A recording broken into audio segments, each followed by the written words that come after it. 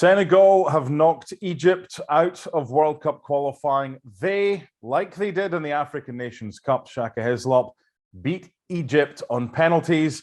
They go through. But did they deserve it over the two legs and the second leg as well? In my mind, they did. Again, I thought that Senegal were the better of the two teams, particularly on the day. Egypt didn't have that larger lead to protect 1-0 after the first leg. And my concern with Egypt going into the second leg is the same concern I had for them for most of the Africa Cup of Nations, that unless Mo Salah produced some form of magic, you're not quite sure where that goal is going to come from. Salah produced a wonderful cross to Ashraf, who just flashed his header wide. But other than that, I'm really struggling to think of any Egypt opportunities on goal. Yes, they had to make two first-half substitutions, and that disrupted things and maybe limited options in the second half. But Egypt played out exactly as I thought they would. And while I was critical of them for much of the Africa Cup of Nations, I thought in the final against Senegal, they were better. But what we saw today is pretty much in keeping with how I thought they played 90% of the AFCON. Was it a case of not learning from that, Shaq? Because it was exactly the same outcome. They lost on penalty. Sadio Mane got the winning penalty. I mean, it's easy to say they're overly reliant on Mohamed Salah, but he's one of the best players in the world. And if his supporting cast isn't up to it, then that's the problem.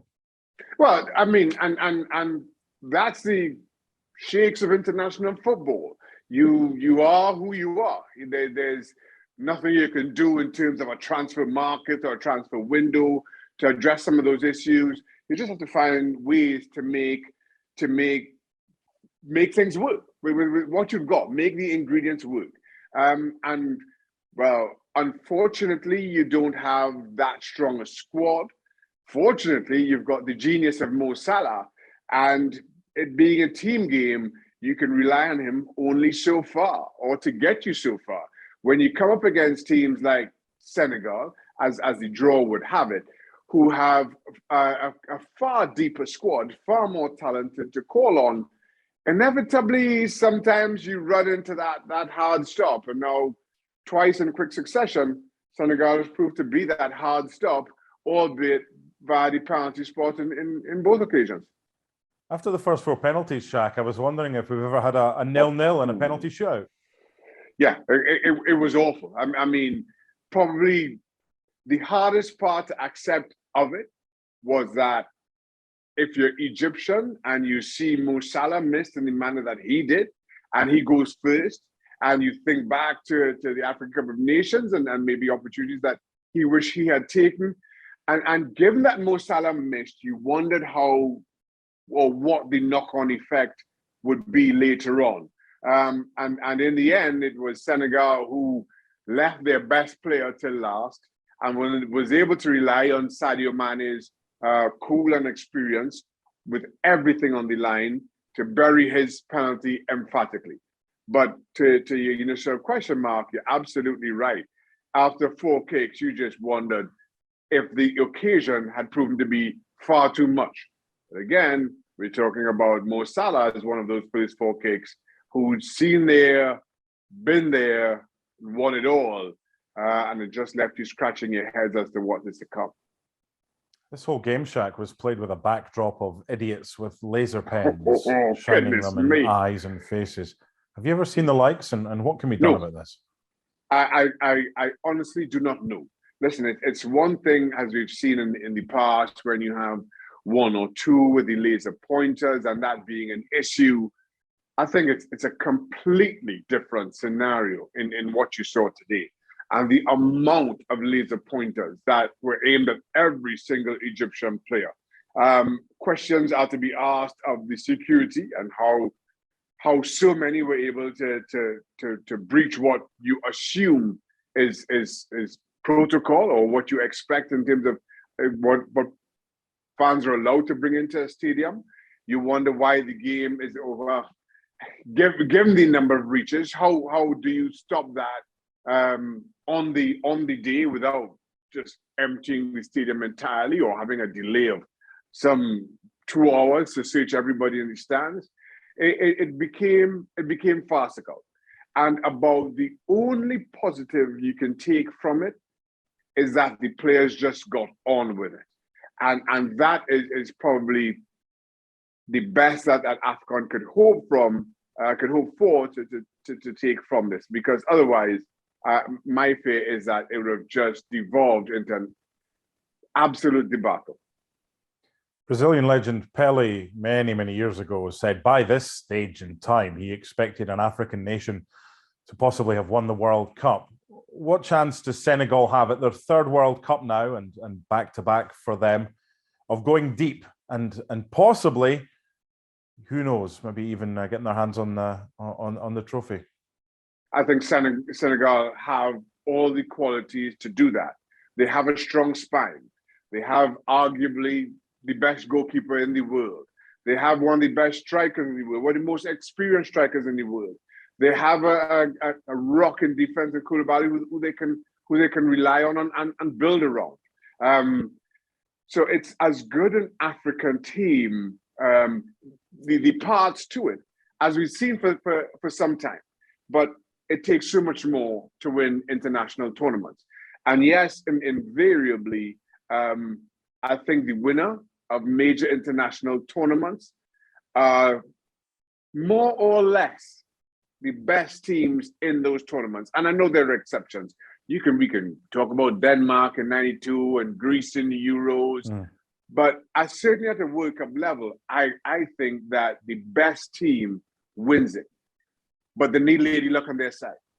I cannot think of a World Cup during my own living memory where at some point the winner needed that little bit of luck, whether it's via penalty shootout that, as we all know, could go any direction, has nothing to do with football, or whether it's just that one chance that broke for them, or that one on the other end that came off a post, whatever it may be.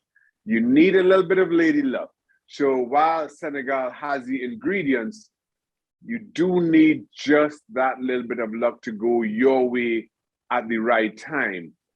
Maybe we'll see. But at the same time, as much as I'm making that argument for Senegal, I think there are other teams that could probably boast better in terms of ingredients, in terms of who they are, the form they're in coming into World Cup 2022.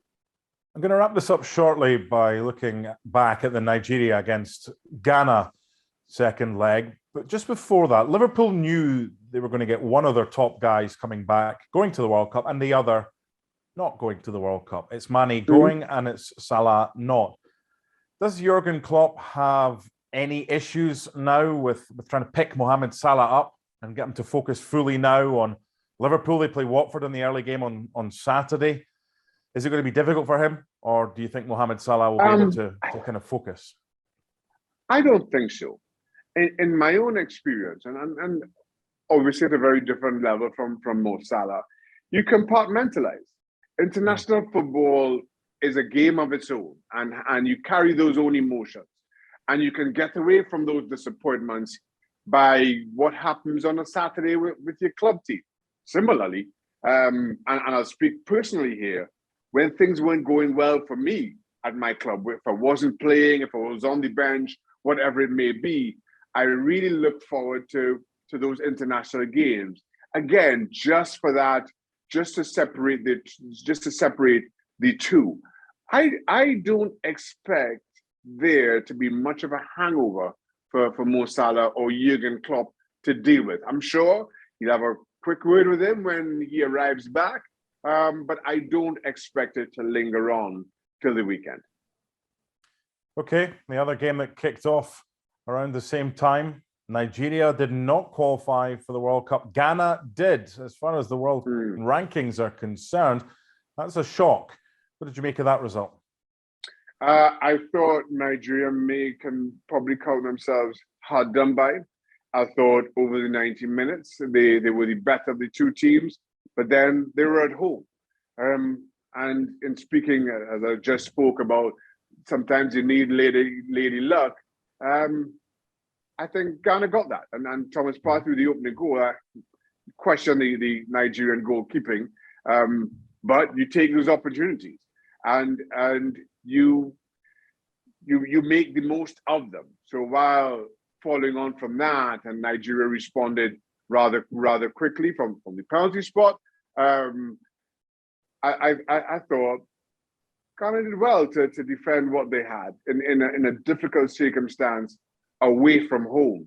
They get the away goal and they just kind of pack a defense around that and get the reward that they came there looking for.